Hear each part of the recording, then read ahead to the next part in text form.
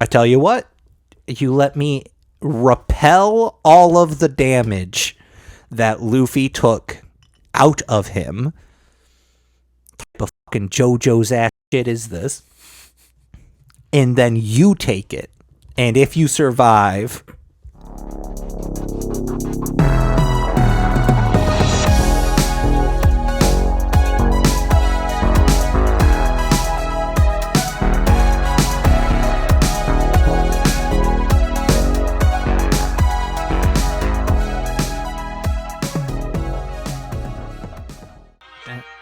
It's weird having a sea shanty that is ragtime. Oh, yeah. You know? Like, it's very vaudeville, very ragtime, but fuck, it's a banger.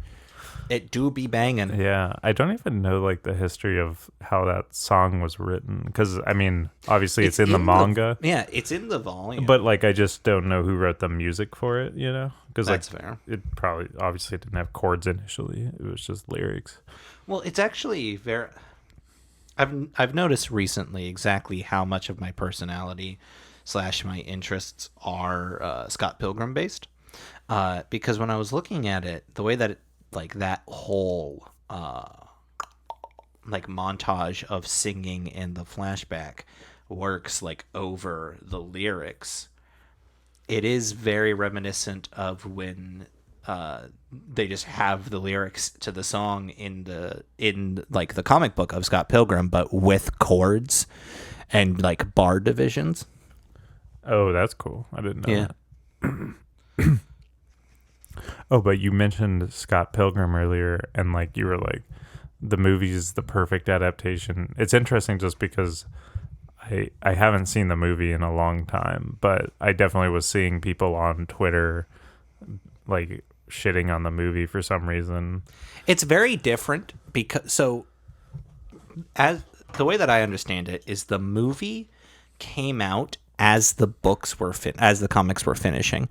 And so after Todd, the third X happens, wildly different as far as like how things happen. Oh, I see. So it's kind of like the Full Metal Alchemist thing. It's like they ended it in a different way because it wasn't even done yet. Yeah, except instead of ending it, it's more like the second half of the movie. Yeah. And so like if you're a purist, that's an issue, but also like it's still the same lessons, it's still the same like character development. And don't get me wrong, because it's a movie, some characters get the shaft. Like God's Perfect Woman, Kim Pine, she just like absolutely doesn't get the screen time that she needs to have the moments that she gets in the books. But I don't even know if I know who that is. She's the drummer. Oh, I mean, I'd probably recognize her if I saw her. She's one of 3 women in the movie. Well, 4. Well, 5 actually. She's one of 3 women in the movie that show up more than twice. It's Knives Chow. I should like read that comic because I've just never read it. Maybe. Yeah, I have them. As long as I'm borrowing your fucking One Piece, you might as well borrow my Scott Pilgrim. Yeah. So no, I love it a lot. Actually have to get to it. Fucking fair. Anyway, so volumes 50 through 54. Yeah, 5 stacks. Is this the most that we've talked about in one episode of this One Piece at a time? No, I think there was a little bit more for Skypiea. Skypiea drag. There's a lot of Skypiea volumes for how little happens in Skypiea. I mean, there's a lot of volumes of every arc in One Piece. That's fair. Yeah, so we go from... I guess how long was Amazon Lily? Amazon Lily was a volume. Oh, okay. Not even a full one, I don't think. Oh, okay. That's good. But yeah, so we go from actually finally putting Moira down to all the way up to getting to Enies Lobby. You mean... Wait, what? You mean Sabaody Archipelago? No. So we go through the Sabaody Archipelago in these volumes. Yeah. So 50 starts with finishing Moira, and then some Brook background, some vague world building / reintroducing Vive paper, Vitra paper, paper that's attuned to my life force. Viver cards. So that they can then have Luffy go, oh, that's right, I have one of these for Ace. And so that we can do the whole Ace plot line with Enies Lobby.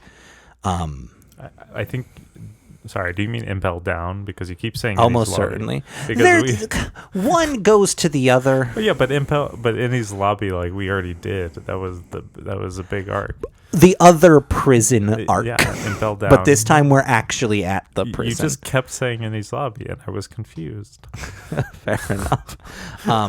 Man, I said it last time, but Moira goes down super unsatisfyingly.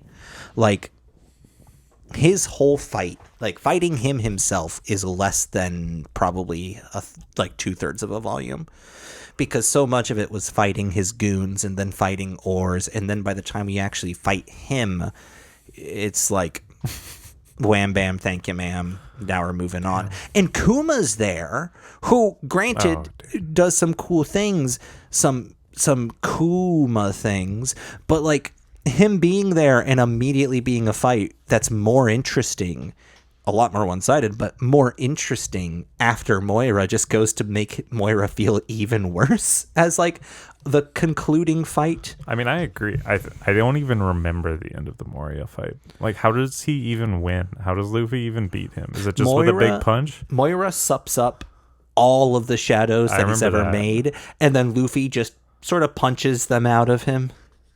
Okay. Does he do like a Gatling, or does he just do like one big punch? He does like a jet rocket, then we go into a jet bazooka, and then another jet bazooka, and then he goes into getting stepped on. We see Moira's toesies, which upsets me a little, I'm not gonna lie. It's just like a bunch of punches that are supposed to be big, and then he does the bone balloon thing, which and then giant jet shell is what gets him to start vomiting up. Okay. And it's just punch again. And it's like, all right, fine, fair enough. I feel like the difference between that and the Kuma encounter is just that one is like a fight where like we know the main characters are gonna win. And I feel like the Kuma thing is just so much more interesting because you don't know what's going to happen. This isn't a fight really. It's more of a encounter that just works from a writing perspective so much better. Yeah. And I think it isn't the fact that we know the Straw Hats are going to win is why Moira's fight feels bad. I think it just isn't interesting, right? Because like, I mean, that could be said for most of Oda's fights. Because like Moira has these cool shadow powers, and we see him do some like shadow bat shit earlier, and he does it for a little bit in the final fight, but for whatever reason this time Luffy just outmuscles it. So like, okay, yeah. And it's just such a letdown to be fair, an otherwise mediocre at best arc. Kuma does the thing where the Straw Hats are the luckiest motherfuckers in anime, because they just keep running across people who don't want to be bothered killing them. And Kuma is one of them. Yeah. Like, Kuma kicks their ass handily, and he lets them live because Sanji's a badass, or because Zoro's a badass. Yeah. I guess. Yeah. Like, huh? I mean, that's just kind of plot armor, unfortunately. But I agree, like, the fact that they survived Aokiji, like, at all is just comical. It's just like obviously, I think that those writing decisions aren't necessarily bad, because while it does feel plot contrivancy in a way, it's just like the reasons those characters are doing those things tend to have they have motivations, reasons, right? It's not like they actively just walked away because you're not even worth the time. Yeah. Right? Like, there are reasons, but it's like, because the same could be said for like the original Zoro versus Mihawk fight. Like, that's literally just like Zoro shouldn't have survived this, but Mihawk was like, he just decided, oh yeah, you get to survive. Well, at least in that case, it feels a lot more like, damn, game recognize game, real respect real. Yeah. Like, this guy isn't there yet, Yeah. But fuck yeah, this guy. Whereas like when Kuma does it, he doesn't have like much dialogue. I do like that he doesn't talk that much, but he's just like, I tell you what, you let me repel all of the damage that Luffy took out of him. Type of fucking JoJo's ass shit is this? And then you take it. And if you survive, sick.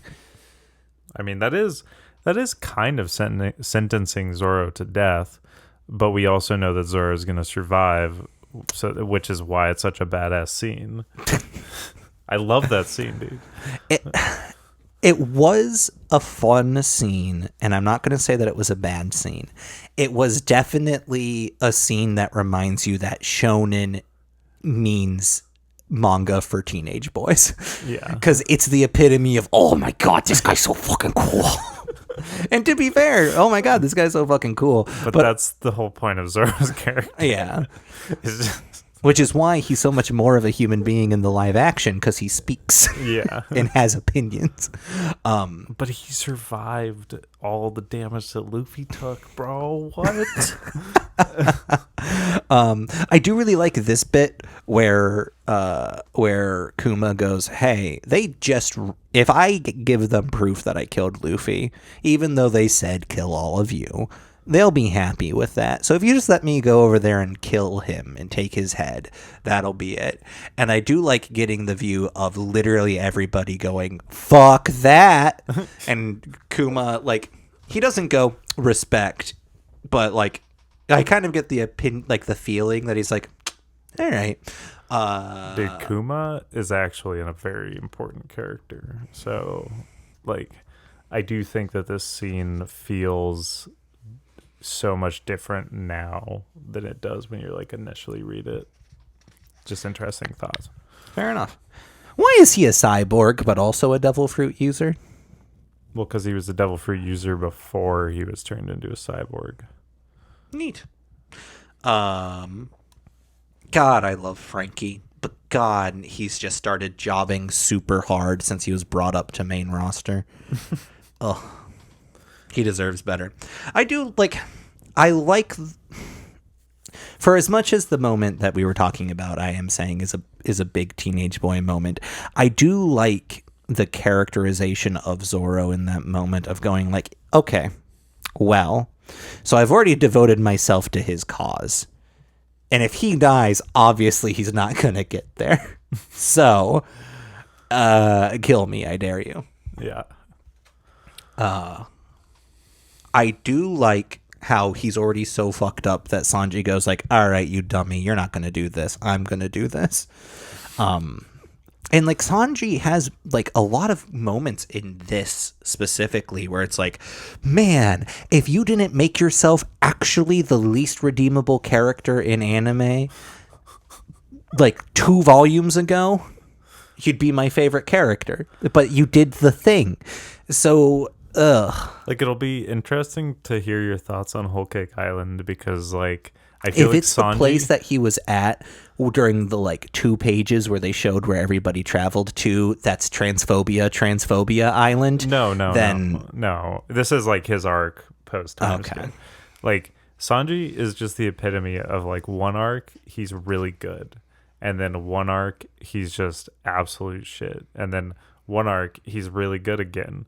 Like, I don't know why, but I feel like Oda just, whenever Sanji becomes kind of, you know, a significant gag for an extended period of time, that's definitely when he just becomes irredeemable. I mean, yeah, like Oda can't keep his comedy in proportion with characters. And I think it is partially like this shit was written in like what, turn of the century, like literally. But also like, God, manga really does just let people be irreprehensibly perverted and kind of just sex criminals. Yeah. And it's my understanding that part of that is like a very real reflection of the way that the laws are written. You get in more trouble physically defending yourself than the person sexually harassing you would get into. Yeah. Which, fucking yikes. Mm-hmm. But I'm not qualified to speak on that. Frankie is still before all others. I will never not think that.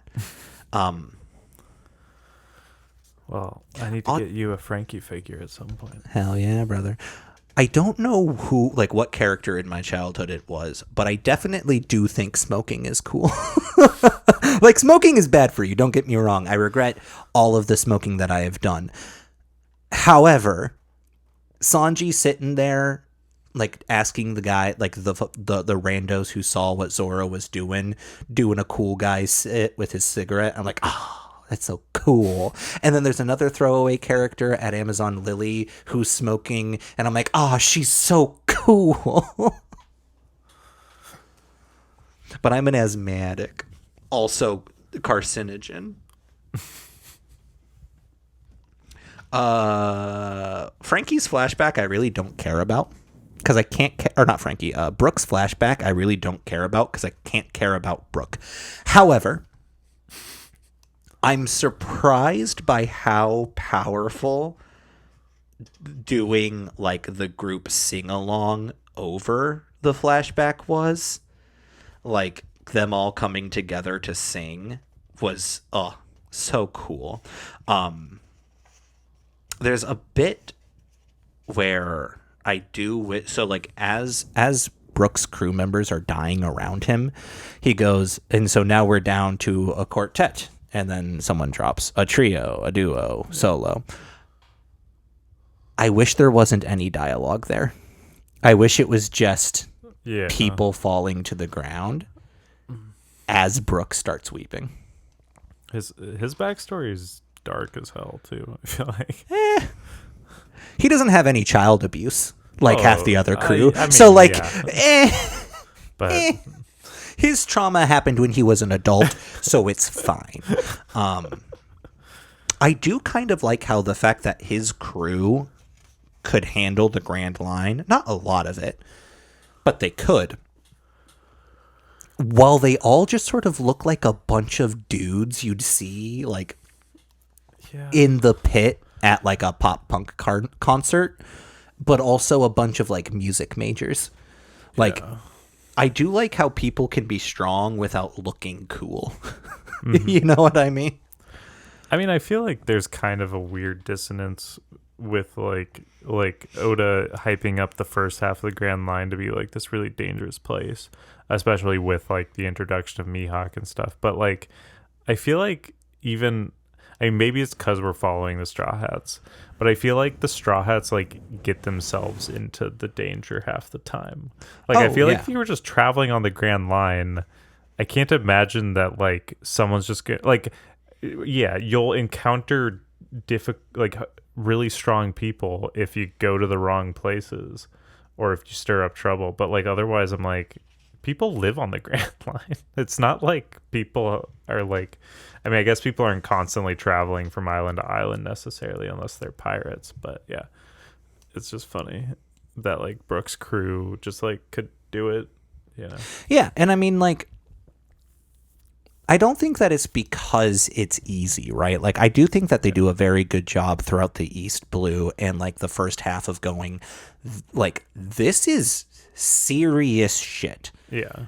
I think you forget that because the Straw Hats are main characters. Yeah. But, like, I like that there are just other people in the world who are on this level. Turns out, in a question and answer corner, the melody for Binks's brew came from Koeha Tanaka. I do apologize. But I guess Oda did the lyrics himself. That's cool. Anyway, so they finally leave Thriller Bark, and there was much rejoicing. And then they go to the Red Line. Also, we get to see, like, the insides of Thousand Sunny. God, Frankie just sort of went hard into, like, all right, what could possibly sound cool? We're gonna do it. Yeah, he just made them a mansion. I don't know how I feel about the Octopus Man being, like, a part of the friend group again. The octopus from Hachi. Hachi from Arlong Park. And I do think I remember him not being like malicious, but just sort of an idiot who was along for the ride. Yeah. But it is kind of like, this man, I mean, this man's is a murderer, though. He was with the crew that killed a bunch of people. Right, that's the thing. Like, this man is a murderer, though. But and so now we're just like hardcore vibing. I think it kind of serves, I mean, as a service to Nami's character too, because like I feel like a large part of him showing up again, is to show us how much Nami has grown. Oh yeah. But, I mean, and like she does have that moment of going back and forth on it, but yeah, anime in general, like no one more than JoJo's, except for maybe Dragon Ball, the more that Frieza keeps popping up in Super, but nobody like has this problem more than JoJo's when actual factual Nazi joins the crew during part 2. Yeah. Like, that was a little but that's something that just like sort of happens in manga, where like these are criminals, and not just like criminals, terrible people. Like, these aren't people who were growing weed in their backyard. Like, these are people who are murderers and rapists. Like, for example, Iron Mask Duval, who's a nothing comedy character who looks like, underneath his iron mask, the initial drawing for Sanji's newest bounty. He's a human trafficker. Yeah. His crew steal people to sell into slavery. And then Sanji gives him like facial reconstruction surgery with his kickies and makes him handsome Squidward, and all of a sudden we're bros. Like, my guy? Yeah, that's an interesting thought. I never really thought about that. I think about a lot. Brooke could be cool if he wasn't a pervert. I will say there are a lot of moments in these volumes where Nami gets to participate in combat, which is just genuinely very, very pleasant. Like, she hasn't been Sakura'd yet, but we'll see post time skip, won't we? Sakura didn't get sidelined as hard until Shippuden. Mermaid friend that they just met, who is the assistant to Heihachi, gets kidnapped to be sold at the slave trade in Sabaody? What's the name of the archipelago? Sabaody. I don't know. In the archipelago. We're introduced to the concept of the celestial dragons, which I believe we talked about earlier when I was talking about how much I love my dad Shanks. Apparently he's a celestial dragon. Spoiler alerts. But yeah, that's a big spoiler alert. They're like descendants from like the people who like founded the world government, basically. So they are like walking, talking, don't mess with these people because they're above the law. They go to buy their mermaid friend from the slave auction, and Luffy just beats the shit out of them.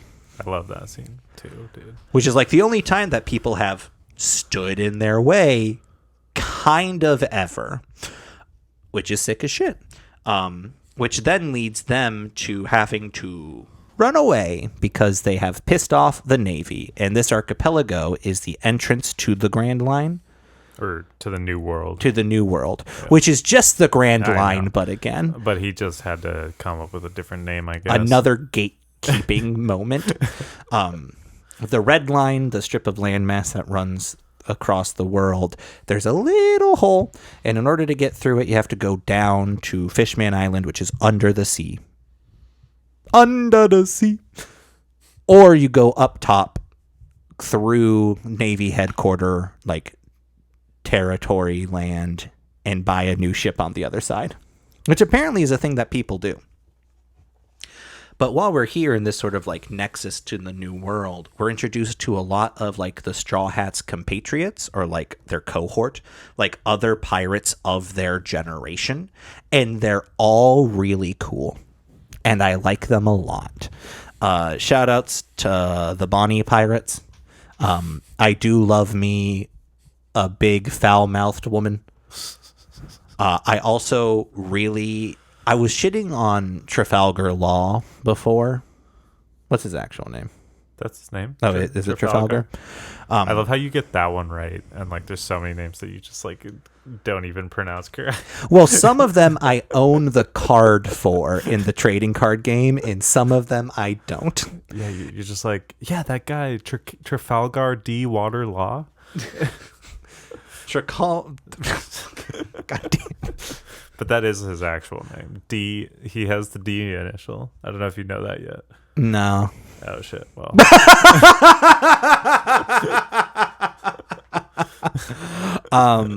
We're introduced to him. We're introduced to Kid. We're introduced to a couple of others, one of which I need to know more about. You say that he comes up later, so that's fine.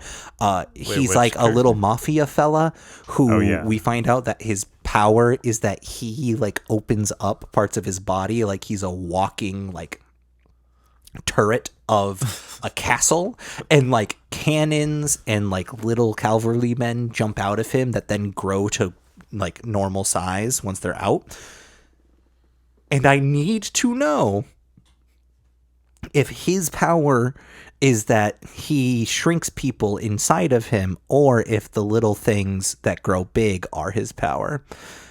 Functionally the same, but one has infinitely more cosmically horrifying ramifications. You know what I mean?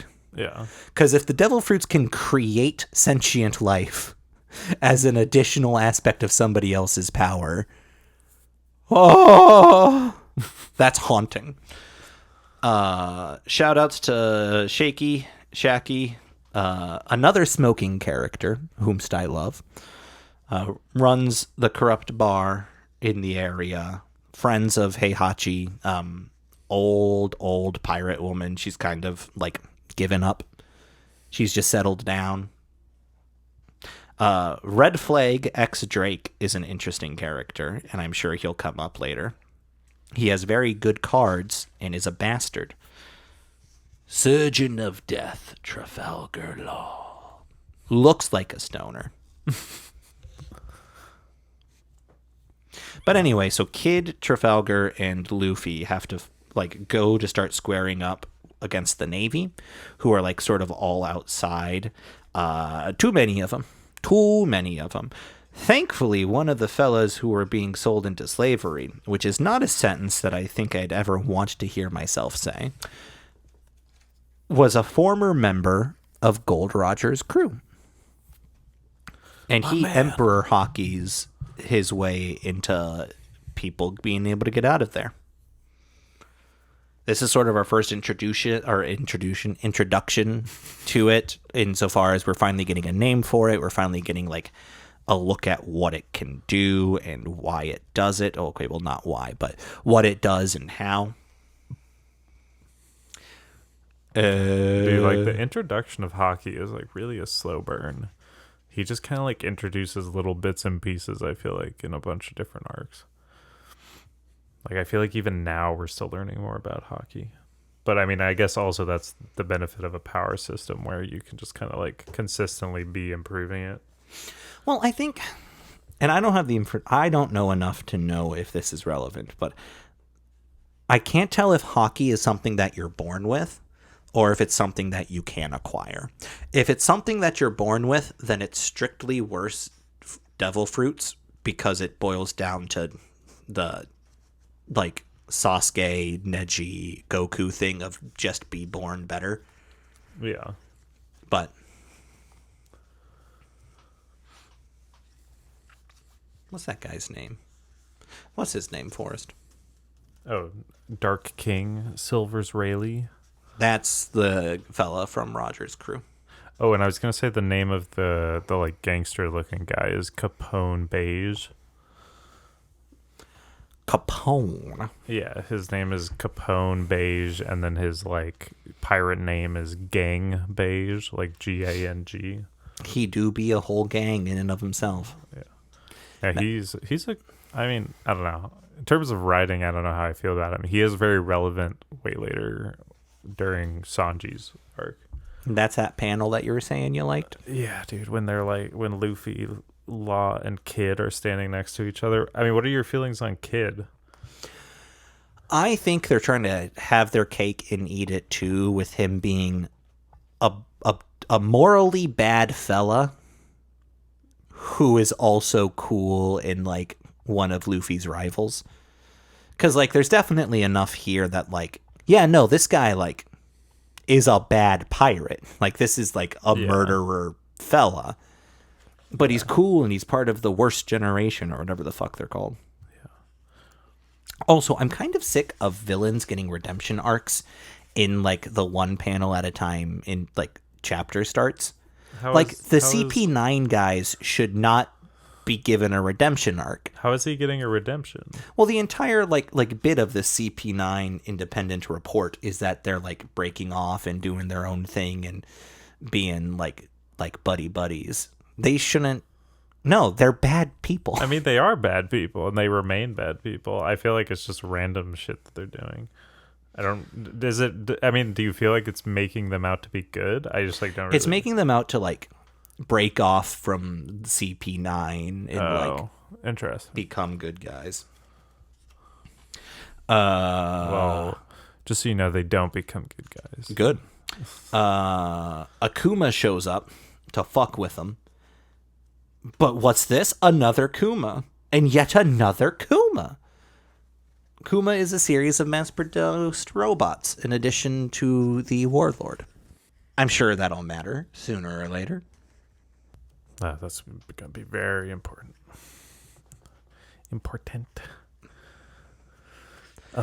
God. But then you see like the whole crew get like wasted. Wasted. Wait, what is it? Kuzan? No, Kizaru, yeah. The man who's very obviously made of light. He's kicking their ass, but also so is the like Minister of Absolute Defense sumo guy with an axe.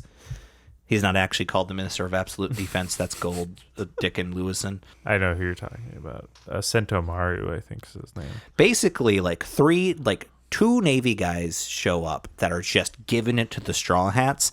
Also, the Kuma robots are giving it to the Straw Hats. And, like, the other, like, members of that cohort, that generation.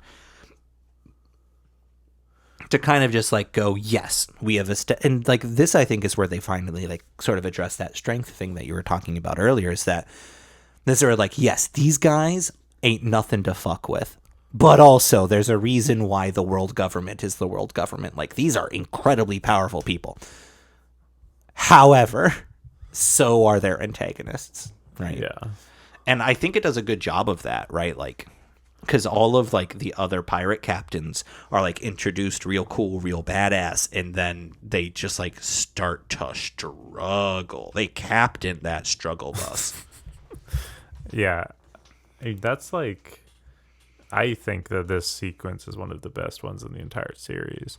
Just in terms of stakes and, like, feeling like things actually aren't going well for once. Yeah. No. Because... They lose. Like, the whole story is about the Straw Hats succeeding. But, you know, when you subvert that, it just works so well. And I do think that at many certain points during the series, Oda has been, like, really good at that, achieving that. Well, and this bit in particular is such, like... Because Thriller Bark is such a one-sided beatdown in the Straw Hats' favor. Like, Oars gives him trouble for a while, but it's all pretty superficial. And, like, Skypiea was a walk in the park. Yeah. Like, we were due in for a real challenge, and the Straw Hats lose. They lose bad. And at this point, we don't know what real, actual Kuma's, like, power is when he, like, tosses you places, where he, like, boops you away. And we watch him boop each member of the Straw Hats one by one, where they just disappear. And Zoro is hating himself because he's still injured, so he can't do anything to stop them. And then Sanji realizes that without Zoro there, it's his prerogative to be the guy who can help. And he can't do anything, and he's falling into this pit of despair. And then Chopper's like, oh, fuck this, and goes full Sasquatch again. And he can't do it. Like, it's such a good sequence. Yeah. Dude, it's so good. I mean, it's one of those things where, like, I feel like Oda sometimes, lulls you into a false sense of security on purpose by doing entire arcs. I mean, granted, like, he definitely does take his time because, these arcs, obviously, as you're experiencing, take a long-ass time. Tell me how long Wano is again? I don't even know the number of chapters, but, bro, it took like 4 years for it to finish. That sounds miserable. It's one of the reasons why I actually don't want to get caught up, because then I've got to wait for Oda to keep writing. But no, like, the absolute, like, look of terror on Nami's face in particular as Kuma, like, goes into, like, Bopper. I'm trying to... This. Yeah. It's... Nami's the last one that he gets to, apart from Chopper, because she's just not the biggest threat. And Luffy's too hurt and trapped to get to her in time. And just the way that she looks at him and... Oh my God. Did you watch the scene? Did you watch these scenes in the anime? No. Because, like, these scenes are pretty... Like, Luffy's reactions are, like, pretty intense in the anime. I'm sure it's pretty good, but this is a lot harder to find than typing Binks's brew. You know what I mean? Like, I'd have to know what episode it is and all that. I mean, but I don't care feel like enough. you could literally just type in Kuma defeating the Straw Hats. You'd find it. Well, maybe I don't care for it. Did you ever think I was trying to give an excuse? So it turns out they just get fucking tossed for 2 days worth of flying and then land safely because Devil Fruit Ex Machina. Luffy is the only character for whom it is acceptable to have landed on Amazon Lily, the island that is totally not like Amazonians. This volume happens on volume 53. We're introduced to Boa Hancock, who could be a good character, but she's not. And I think it's just because Oda's not good at writing women. Granted, Oda's kind of not great at writing people. Because, like, it's kind of like what we were saying. He takes too big of swings into, like, both the serious and comedic elements, and so it kind of feels like both of them are being disrespected. Because Boa Hancock is the survivor of human trafficking. Yeah. And, well, then she just sort of gets, like, boiled down to being being in unrequited love with Luffy for a joke. And we see her naked a bunch. Like, she is naked in no less than 15 pages in this volume. And, like, 2 of them are plot relevant. So the rest of them is just, like, super uncomfy. IMO. That's fair. Her Devil Fruit basically plays on they go back and forth between calling it perversion and calling it love or lust. Unrelated to the Devil Fruit, she just do be a beautiful woman who can inspire love in the hearts of anyone, regardless of age or gender, as they say in the manga. And then she turns you to stone, Medusa style. I mean, her Devil Fruit is, like, super powerful, though. I mean, for her. Yeah, well, Forrest, exactly. Forrest, what would I do with that Devil Fruit? I don't know. What would this incredibly average-looking fella do?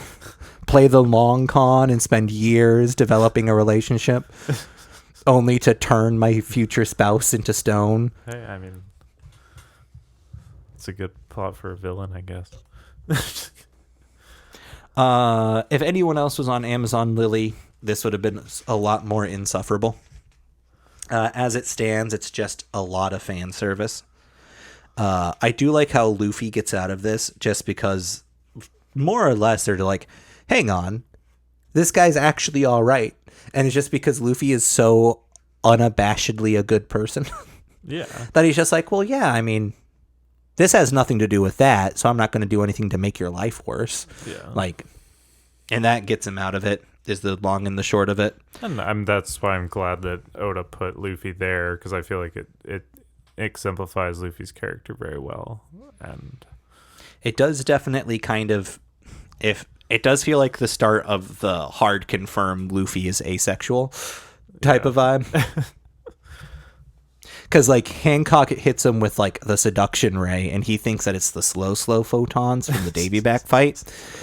And they hit him, and then I went past the page, and I'm not going to bother finding it. But he just has this, like, look on his face. oh yeah, like with the pursed lips, right? Where he's just like, where he just. So, like, yeah, not an ounce of lust in his heart. I do like Hancock just absolutely kicking the puppies and kittens that are in her way. I do think that's very funny. Yeah, like, we spend a lot of time, like, we spend a volume on Amazon Lily, but most of it's not important. Like, most of it's setting up Hancock as a character, but even then, it's sort of whatever. We learn that Heihachi's tattoo is the mark of, I forget what they're called, but fisherman pirates, which was done over the slave trading brand, which is, like, neat. This is where, like, we're really, like, the rubber's really hitting the road in, like, the racial politics of the show as it pertains to, like, humans versus, not versus, but humans and fishmen. Oh yeah, fishmen, yeah. And then the celestial dragons are just people who just so happen to be the family. At least that's what they've been presented as right now. Yeah. They walk around in helmets so that they don't breathe plebeian air. Yeah. I mean, the celestial dragons are like the epitome of designed to be hated, and they do their job very well. It is one of those things where it's like, okay, you know that one of them somewhere later along the line has to be very powerful. Otherwise, why is the Navy bothering to put up with them? Because, like, yeah, they kind of ain't shit. I mean, the majority of them just suck. But yeah, as far as we understand now, there is like a group of them that are actually fighters. For some reason, there's just a bunch that are lame and don't do anything. Fair enough. Hey, Forrest. What? Do you know what this is all about? The chopsticks in the nose, in the bottom of your lips thing? I have no idea where that comes from. I know it's a joke throughout the series, though. Well, I was about to say, because it just happened while, like, post Thriller Bark dancing. Yeah. And now it's happening again at post Tiger Lily. Yeah. Post Tiger Bunny dancing. I don't know if that's, like, actually, like, a...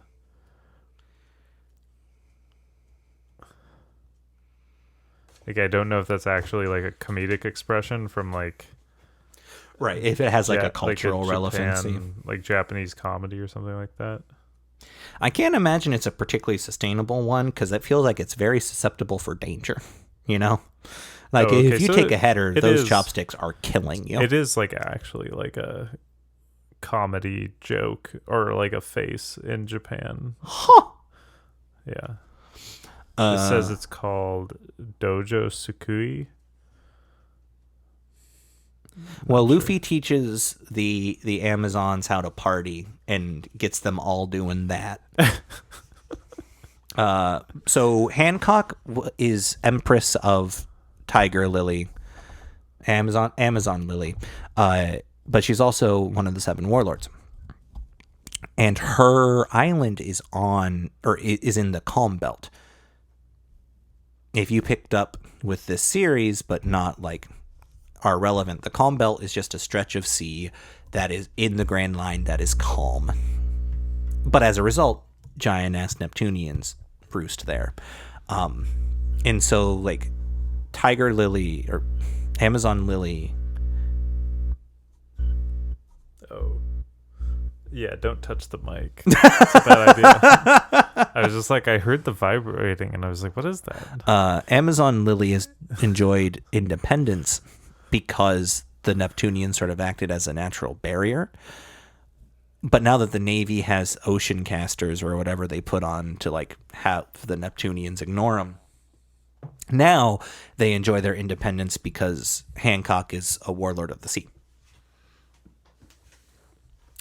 So, my best boy, but also fuck him, Teach, Blackbeard, he done did deliver unto the Navy Portuguese DAs. Portuguese. It's Portgaz or something. Yeah, it's Portuguese. Portuguese. He's delivered Ace to the Navy, and they're going to execute him publicly. But everybody knows that that's going to lead to war because Whitebeard's not going to have none of that because Ace is one of Whitebeard's regional commanders. So the entirety of the Navy are gearing up for this war, and so they're calling on the 7 warlords. And Hancock initially refuses, but now that she's in love with Luffy, and Luffy needs to get to Impel Down. Mm-hmm. You got it right. Yeah, I made eye contact with you because I'm like, nope, don't finish the sentence. He's going to roast you. Get to Impel Down in less than a week, because a week from then is when Ace is getting executed. The only way to make it there in time is to go through Navy-controlled waters, basically. And the only way to do that is for Hancock to agree to go to war and get passage A-okayed by the Navy. And so she does it because she's in WAV. WAV. Twoo WAV.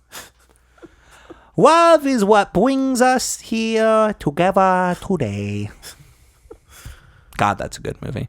What is that from? The Princess Bride. Oh, yeah. I haven't seen that movie in so long, bro. It's great.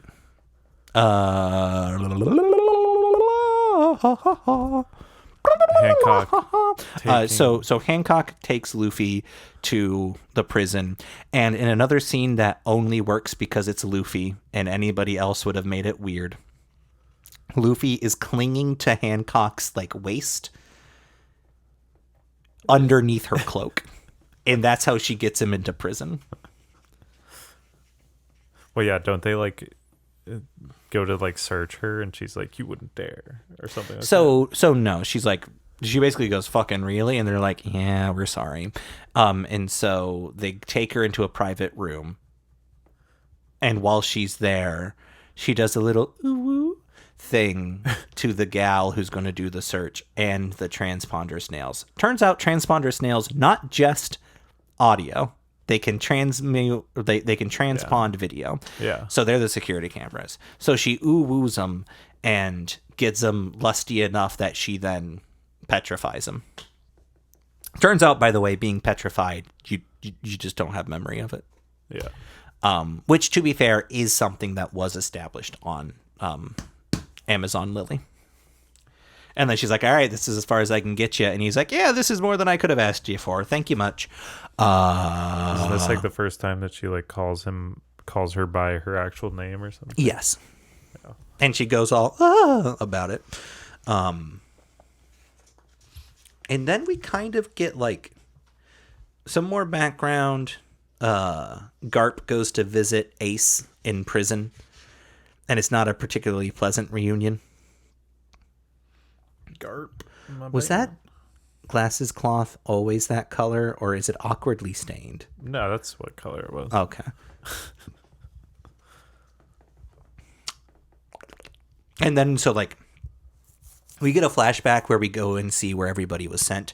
Nami gets sent to a sky island where they research weather patterns. Sanji goes to an island of transphobia. It's the drag queen island, but it is not handled with tact nor respect. It's played for a joke, and a very poor one at that. Frankie. my fucking boy Frankie gets sent to like a winter island that turns out to be like a real sciencey island, but it's actively a blizzard. And so he comes across these people who are like, hey brother, you need to put on some clothing. And he's like, no, to wear that would tarnish my reputation as a freak. Yeah, follow me. And then he leads them in a dance and they do it. And it makes me very happy. He is definitely actively catching a cold, though. Yeah. Zorro ends up on Doom and Gloom Island with not Epona. That's the horse from Legend of Zelda. Perona. With my Perona. And Luffy ends up, or not Luffy, Usopp ends up on a big ol' everything's going to eat you island. Oh, and then Brook gets summoned by cultists. Coincidentally, but he gets summoned by cultists in like this impoverished nation where he does his panty joke. I love how that's how you end that. You're just like, yeah, and that's what he does at the end.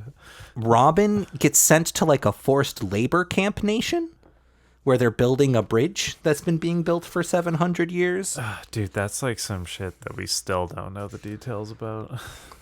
Well, I wish. I'm not going to hold my breath then. But like, bro. Well, so and you learned that she joined the Revolutionary Army, right? Nope. Oh, well. Not yet.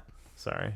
I mean, we know that the Revolutionary Army exists because Luffy's papa, Dragon, Chopper gets sent to an island controlled by big birds. And that's all that we know about that right now.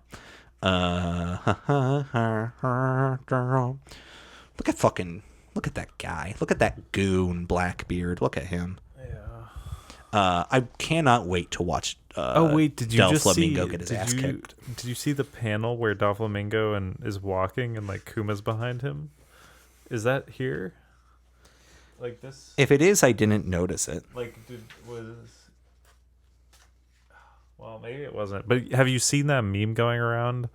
Like, it's been going around for a hot second, but it's like Doflamingo has this like really stupid walk that he does. Yeah, it's like big steppy, wide, and like then Kuma's like walking pocket. behind him with like the Bible. I don't know why that became such a meme, but I also don't remember where that is. Fair enough. Manga. We run into Elvira and Buggy's crew. You mean Alvida? Yes. We run into Elvira, Mistress of the Dark, and Buggy's crew on his ship approaching Impel Down. And they're like, we have to save him. We have to save him. And then she just goes, sure, take the dinghy. They're like, what? And she's like, I'm not going to let you waste this ship getting it exploded. Get the fuck out of here and go get him. And they're like, okay, goodbye, Buggy. Good luck. Thanks for all the fish. It's very solid. And then we get to Impel Down, which is a layered cake of fucked up. You're just about to start. Level 1 is cake. gorilla sea monkeys. Level 2 is... I forget what level 2 is. It's not that interesting. Forrest, what's level 2? It's not Jailer Beasts. Because Jailer Beasts are level 4 or level 3. One of them is giant monsters. Yeah, I don't remember. One of them is fire. Turns out, by the time Luffy gets there, Buggy is in the middle of trying to escape. And I'm so glad to see Buggy again. He's such a goon, and it works so well for him. I love him a lot. We learn a little bit more about how his Chop Chop powers work. They're kind of busted. Buggy's trying to escape. Through comedic misadventures, he keeps getting dragged deeper by Luffy. They pick up Mr. 3, the Waxman, and they pick up Bon Clay again. The show's first memorable experience with transphobia. He's done a lot better. He's just given a lot more justice here. And I did legitimately forget that by the time that Alabasta ended, he was like bros with the crew. Yeah. Well, he just like showed up on their ship and was like, "Yo, what up?" And then Luffy and him just like become best friends. Just some real goofy goober energy. The guy who looks like a vampire mandrake Nazi, his gimmick is that he shits himself a lot because he's a poison man. So his favorite food is a bowl of poison. So he spends 10 hours a day food poisoned. And that's the first thing that we learn about him. And then they call him Diarrhea Man incessantly. It's not the greatest gag he ever came up with. It's not the worst. That's the sad part. Yeah. This is also where we meet Jimbei. Oh, yeah. My man. My other man out of like 3 men. Who are your men's? Jimbei, Zoro, and who was the other one? There was one that I was thinking So about you have 2 men? No, there was one more life. that we talked about during this episode. Trafalgar Law? Yeah, Trafalgar Law. That's him. Yeah. Stoner Magoo?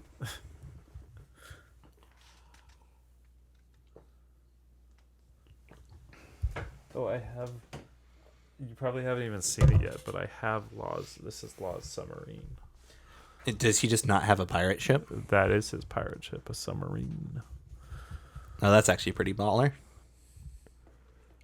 That kind of feels like cheating, though. Because so many of the threats are at ocean level. Well, yeah. It just says death on the sides. Yeah. What a fucking edgelord. Well, his one of his knuckles says death. Yeah. Fair point. He's the surgeon of death. Jimbei hates pirates. He's the pirate-hating pirate. And that's why that's why they gave him the title of one of the 7 warlords. But he got the big ol' respect for Whitebeard because Fishman Island, being like the last bastion before the New World, was getting absolutely pillaged and ransacked by every pirate who was going along.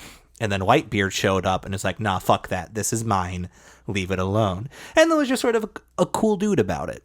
So they have been able to rebuild as a result. We're very quickly about to be introduced to, or be about to be reintroduced to Crocodile, and I'm very excited.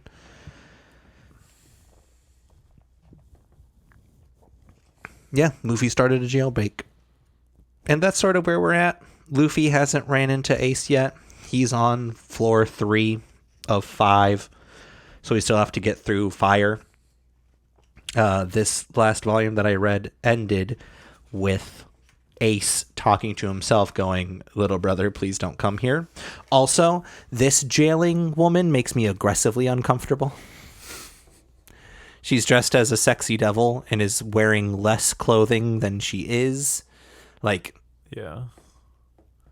Like, I've heard of boob windows before, and I've heard of chaps, like assless chaps before, but she's wearing like a shirtless chaps equivalent of a shirt. And she also like moans while she's talking, and she uses a whip. So, that's going to make me uncomfortable. Yeah, I guess that's why she works in a prison, unfortunately.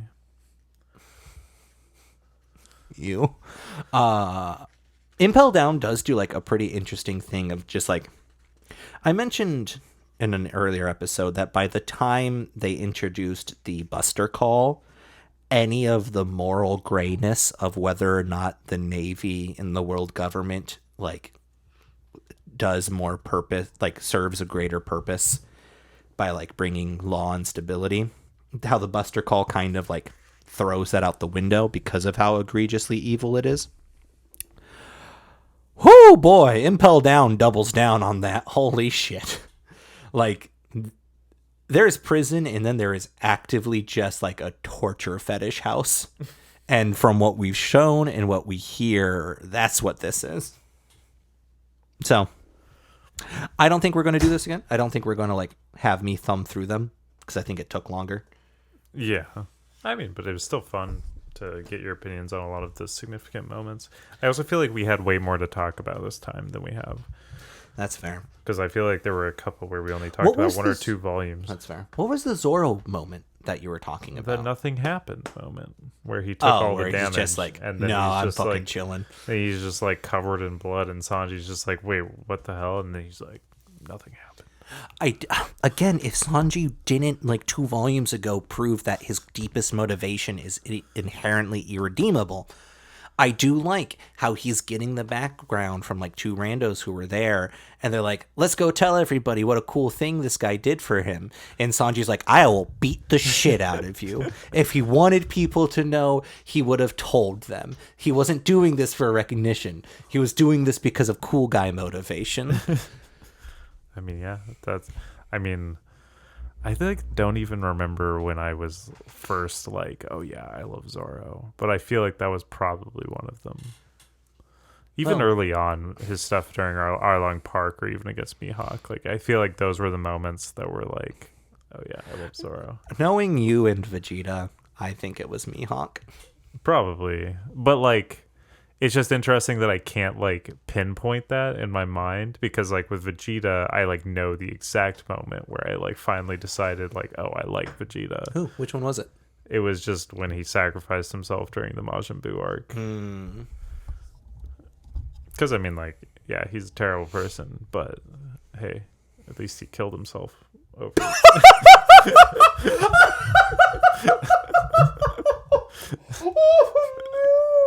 I'm just kidding.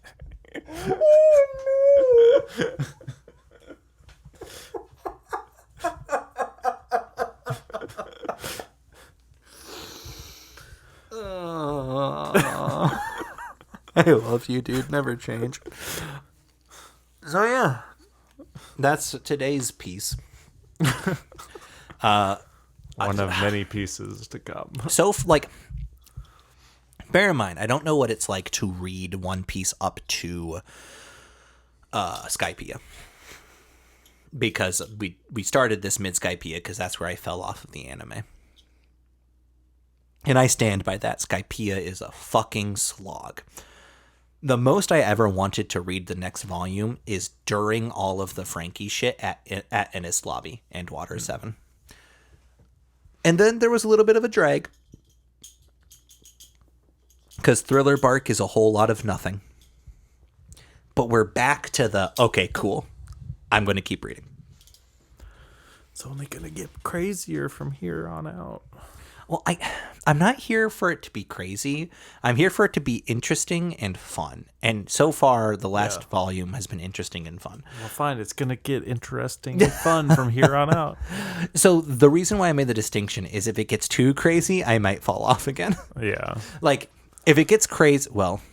But what is too crazy? If it becomes crazy in the way that Panty and Stocking is crazy, segue for us here, but these are not released anywhere near the same time, then I might fall off again. Because, like, if it gets, like, non sequitur crazy, or the type where it just feels like we're pulling stuff out of our ass again, then I'm going to... Yeah. Well, I don't think it ever gets there. For me, at least. So apart from Zoro doing the cool guy thing, what was your favorite part of this bit? This sequence? Or like... These volumes. Like these 5. This table's very loud.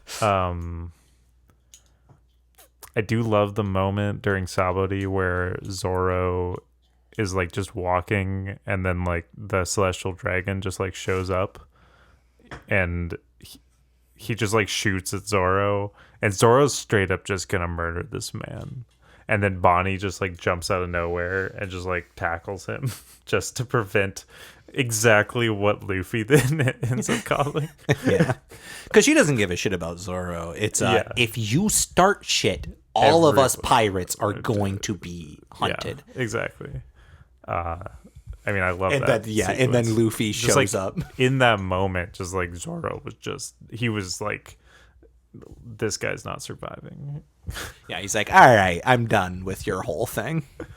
in like an instant too, which is just so funny because like both him and Luffy are like so stupid. They just are not aware of current events, that they just don't even know what the celestial dragons are. They're just like, no, they are completely out of touch. They did not even kind of consider the consequences. But that also makes sense for characters who up to this point really haven't met anything that they can't might makes right their way out of. Yeah, true.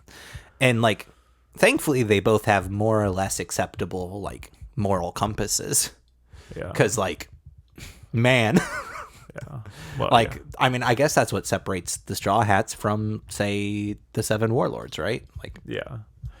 I mean, also just the moment where Luffy punches the celestial dragon is just, in my opinion, one of the best scenes in the entire show. But I say that often. it's pretty good. I will say, I don't know what's coming next, but I am excited to meet Tim Curry, the anime character, who Bon Clay kind of introduces like the concept of here. He is the queen of the queendom, the drag queen island. Yeah. Again, I don't feel like Oda's handling it with a lot of tact, but also any character that is a more sexually provocative Tim Curry. And I do mean more, because that man, whew, any character that's more Tim Curry than Tim Curry, I'm sure I'm gonna love him. I feel like the Nukama stuff is definitely like a hard thing to discuss, because I do think it, this was like I guess this was like right before the 2010s, I feel like. And like not excusing it obviously, but like it's interesting thinking about Oda's current depictions of like, non-binary characters. Who's the NB representation? There's a character in Wano named Okiku, and she is trans. Like, she is a woman, but she was male when she was a kid. Assigned to male at birth. Yeah, assigned male birth. But Hell yeah. and that's like an actually good representation, because then I mean there is the the details of Yamato. No. All that I know Okay. is that everybody wants to fuck them. Yeah, Yamato is just like any other of Oda's female designs, but I mean there's a huge debate, because when Yamato is introduced as Kaido's son, and like Kaido refers to them as his son, and then when Yamato shows up, they're like, "Oh yeah, I am this guy." Like but then, since Oda designed them like every other one of his female characters, of course, there's this huge divide where people are like, "Oh, this is dope. Like Yamato's a he, him. Like, this is awesome." And then there's all the people that are like, "Well, but I'm horny, so that can't be happening. That can't be a thing." Like that kind of shit. So for everybody in the second half, nah, brah, you just a little gay, and that's cool. Yeah. It's fine. Most of us are. I mean, Yamato does have big boobs, because Oda just can't do anything. That's fine. Anybody with a couple $1,000s can have big boobs. Exactly. So, According to the copyright on volume 54, this was first printed in July of 2010. okay. Yeah. I do think that Oda has gotten better, and the whole drag thing is not treated that well, but I also think that that's because that also is not treated that well in Japanese society.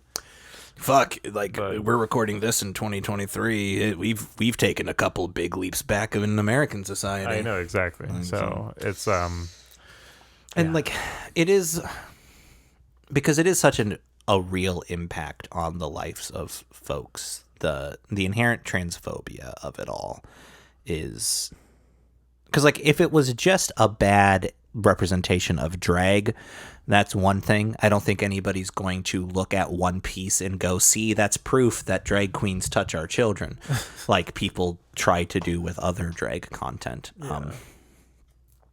So if it was just the drag queen stuff, that'd be one thing. But there is the way that it's being depicted so far is also pretty transphobic as well. Yeah. So I'm glad to hear that it gets better. Yeah. I guess we should actually talk about the other anime we were going to talk about. So we could do that, or I could get water, and then we do that. Well, yeah.